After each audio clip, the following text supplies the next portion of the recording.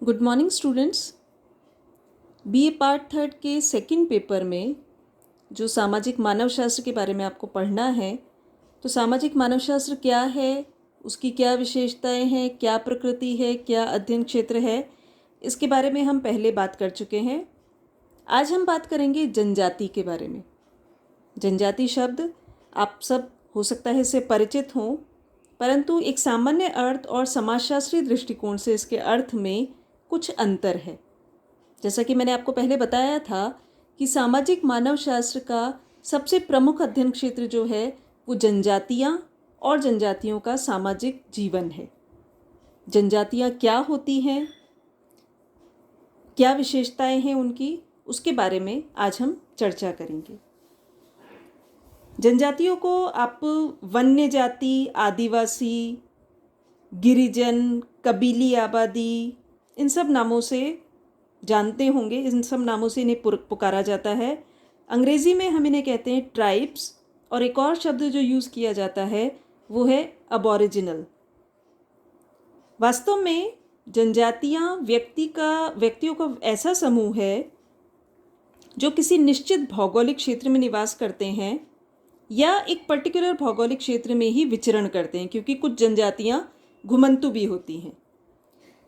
ऐसा समूह व्यक्तियों का जो कि किसी आदि पूर्वज से अपना उद्गम मानता है, यानी अपनी उत्पत्ति के लिए किसी एक पूर्वज को वो मानते हैं। ऐसे समूह जिसकी अपनी एक सामान्य संस्कृति है और जो आज भी आधुनिक सभ्यता के प्रभावों से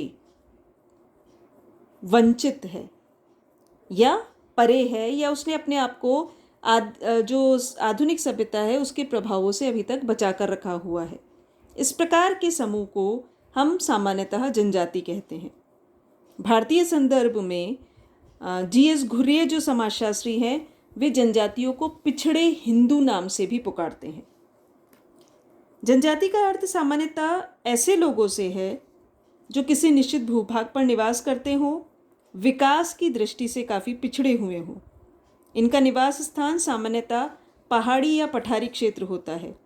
कुछ दुर्गम क्षेत्र जहाँ पर आम जो लोग हैं, सामान्य लोग जो हैं, वो आसानी से नहीं पहुँच सकते, ऐसे दुर्गम क्षेत्रों में जनजातीय लोग रहते हैं। इनके अपने ऐसे रीति रिवाज होते हैं जो कि गांव और नगर के रहने वाले लोगों से बहुत अलग होते हैं। इन्हें हम एक ऐसा क्षेत्रीय समूह कह सकते हैं जो सामान्य भाषा, सामाजिक नियमों और उनके आर्थिक कार्यों, इन सब में समानता के आधार पर एक सूत्र में बंधे होते हैं। यानी ये आपस में एक ही लैंग्वेज बोलते हैं। इनके कुछ पर्टिकुलर जो भी नियम होते हैं समाज के, वो कॉमन होते हैं।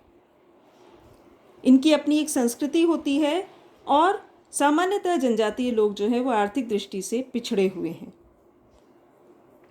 इंपीरियल गैजेटियर में जनजाति को परिभाषित करते हुए कहा गया है, जनजाति परिवारों का वह संकलन है जिसका अपना एक सामान्य नाम होता है, सामान्य भाषा बोली जाती है तथा जो सामान्य प्रदेश में रहते हैं या रहने का दावा करते हैं और सामान्यतः अंतर्विवाही होते हैं। अंतर्विवाही होने का मतलब वो अपने ही समूह में विवाह करते हैं। इसी प्रकार ऑक्सफोर्ड डिक्शनरी जो है वो जनजाति को परिभाषित करते हुए कहती हैं, जनजाति विकास के आदिम अथवा बर्बर आचरण में लोगों का एक समूह है जो एक मुखिया की सत्ता को स्वीकार करता है तथा सामान्यतः स्वयं को एक समान पूर्वज से उत्पन्न मानता है। परंतु ये दोनों परिभाषाएं जनजाति की कुछ विशेषताओं को तो इंगित करती हैं और कुछ को इग्नोर कर रही हैं। जनजाति की एक और परिभाषा को हम समझेंगे। मजूमदार कहते हैं एक जनजाति परिवारों अथवा परिवारों के समूहों का संग्रह है जिसका एक सामान्य नाम होता है और जिसके सदस्य एक ही भूक्षेत्र में निवास करते हैं, एक भाषा बोलते हैं और विवाह या व्यवसाय के प्रति कुछ निषेधों का भी पालन करते हैं तथा उनमें परस्पर आदान प्रदान एवं दायित्वों की पारस्परिकता की एक सुनिश्चित व्यवस्था विकसित होती है। ये जो डेफिनेशन है जनजाति की, ये जनजाति की सामान्यतः लगभग सभी विशेषताओं को सम्मिलित किए हुए है। मजूमदार एवं मदान भारत के विशेष संदर्भ में कहते हैं कि भारत में जनजाति, जाति, संप्रदाय, प्रजाति, वर्ग, हम जानते हैं कि सब अलग अलग प्रकार के समूह, सामाजिक समूह जो है वो भारत में पाए जाते हैं। जनजाति जो है वो आदिम समुदायों में तथा जाति हिंदू समाज में प्रमुख स्थान रखती है। अब हम बात करेंगे जनजाति की विशेषताओं की। एक विद्वान है टी.बी. नायक। उन्होंने जनजातियों की 7 प्रमुख विशेषताएं या कसौटियां, यानी जिनके आधार पर आप किसी समूह के लिए कह सकते हैं कि ये एक जनजाति है, इसका उल्लेख किया है टी.बी. नायक ने। वो कहते हैं किसी भी समुदाय को जनजाति कहलाने के लिए उसमें न्यूनतम प्रकार्यात्मक निर्भरता होनी चाहिए। न्यूनतम प्रकार्यात्मक निर्भरता का मतलब कि जनजातियाँ सामान्यतः आत्मनिर्भर होती हैं। वो अपने कार्यों के लिए, अपनी रोजी रोटी के लिए, अपने पालन पोषण के लिए दूसरे समूहों पर निर्भर नहीं करती। वो अपनी सारी ज़रूरतें स्वयं पूरी कर लेती हैं। इसीलिए नायक कहते हैं कि उनमें न्यूनतम प्रकार्यात्मक निर्भरता होनी चाहिए, यानी निर्भरता कम से कम होनी चाहिए। दूसरी बात वो कहते हैं जनजातियाँ आर्थिक दृष्टि से पिछड़ी होनी चाहिए।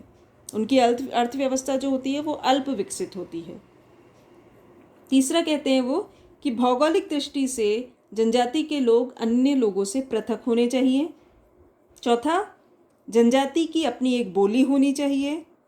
पांचवा, राजनीतिक दृष्टि से उनका अपना एक संगठन होना चाहिए, यानी उनकी अपनी एक पंचायत स्वयं की होनी चाहिए, जिसमें वो दूसरे जो राजनीतिक संगठन हैं उनके प्रभावों को शामिल नहीं करते।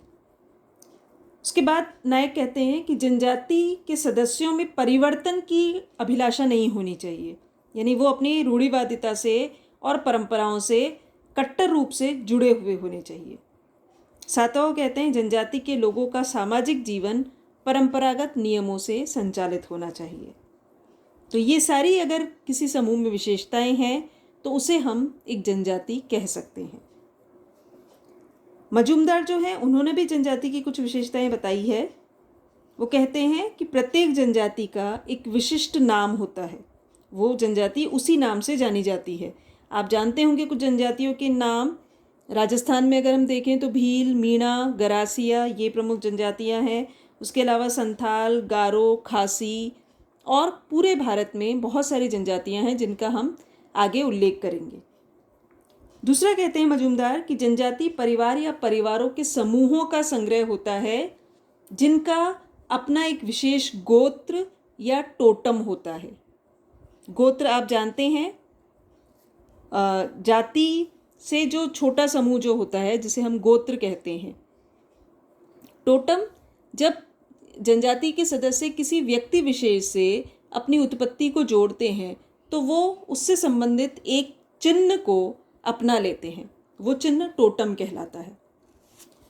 तीसरा, मजूमदार कहते हैं कि जनजाति निश्चित भू क्षेत्र में रहने वाली होनी चाहिए, होती है। जनजातियाँ घुमंतु भी हो सकती है, परंतु वो एक पर्टिकुलर भौगोलिक क्षेत्र में ही विचरण करती है। चौथा, जनजाति की या अपनी और स्वयं की या अपने पड़ोसियों के साथ एक समान भाषा होती है। पांचवा, जनजाति में विवाह, व्यवसाय और पेशे के संबंध में कुछ परंपरागत निषेध पाए जाते हैं। निषेध का मतलब कि क्या करना चाहिए, क्या नहीं करना चाहिए, किन किन कामों को करने के लिए उन्हें मनाही है, ये पहले से स्पष्ट होता है। एक और बात वो कहते हैं कि जनजाति के सदस्य एक दूसरे के साथ परंपरागत आधार पर लेन देन और पारस्परिक दायित्वों के बंधनों में बंधे होते हैं। ये सारी विशेषताएं जनजाति के अर्थ को बहुत अच्छे से स्पष्ट करती है। अगले वीडियो में हम बात करेंगे अनुसूचित जनजाति के बारे में।